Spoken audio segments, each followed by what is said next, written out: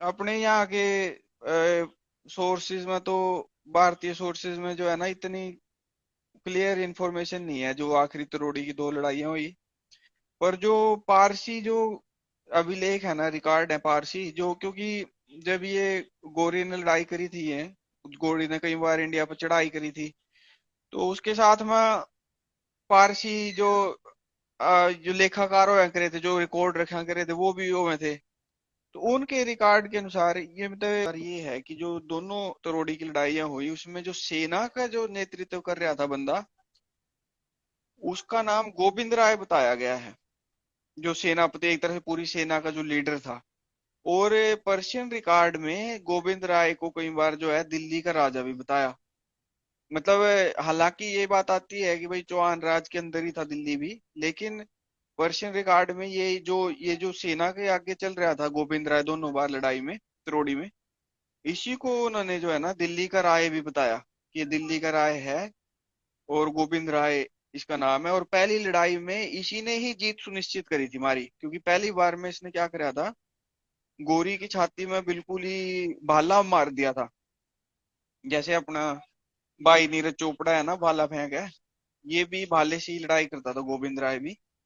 तो इस भाई ने भाला बिल्कुल ही घोंप दिया था गोरी के अंदर, और गोरी मरने वाला हो रहा था भाई, मतलब मर ही जाता वो। लेकिन उसकी सेना का कोई एक सिपाही था, जो जवान सा लड़का था कोई, उसने क्या करा, गोरी, उसने देखा कि ये गोरी तो मरने वाला है भाई, हार हो जाएगी, उसने गोरी को अपने घोड़े पे बिठाकर वहां से भाग लिया, वो मैदान छोड़कर भाग गया।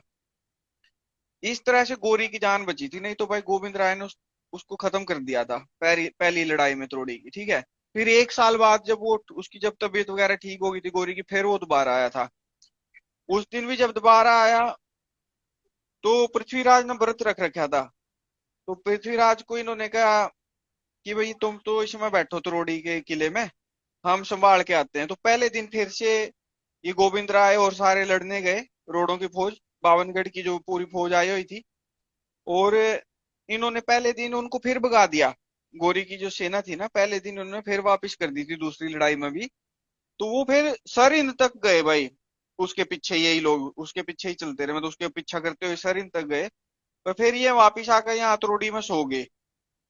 ठीक है भाई, क्योंकि थकान तो हो ही गई थी, इतनी ज्यादा घुड़सवारी करोगे आप, पीछा करोगे दुश्मन का, थोड़ी बहुत थकान तो हो ही जाओ ना योद्धा पे भी। तो ये सो गए भाई। पर गोरी चालाक निकला, उसने उसने क्या करा, उसने वहीं कहीं पंजाब साइड पर जाकर ना किसी से घोड़े ले लिए नए। पता नहीं किसने उसको सप्लाई करी घोड़ों की, ये भी हमारे साथ बहुत बड़ा विश्वासघात था जिसने भी करा। लेकिन उसको वहां घोड़े मिल गए भाई नए, क्योंकि वैसे तो उसके भी घोड़े थक रहे थे सारे, और पहले दिन उसकी हार भी हो चुकी थी। तो वहां नए घोड़े लेगा, फिर भाई वो रातों रात वापिस आ गया भाई त्रोड़ी। इस तरह से मारी हार हुई थी, नहीं तो गोविंद राय और बावनगढ़ की फौज हारने वाली नहीं थी। मतलब हम पक्का ही जीतते। और जैसे मैंने बताया, पहली जो पहले साल की लड़ाई थी उसमें तो गोविंद राय ने उसको खत्म ही कर दिया था लगभग, गोरी को उसके अंदर बिल्कुल भाला एन घोंप दिया था। वो तो उसने, उसके जवान, उसने सिपाही ने बचा लिया, जिसने अपने जो है ना घोड़े पर बिठा कर और उसको भगा कर ले गया। नहीं तो गोरी तो मर गया था यूं समझो, गोविंद राय के पाले थे।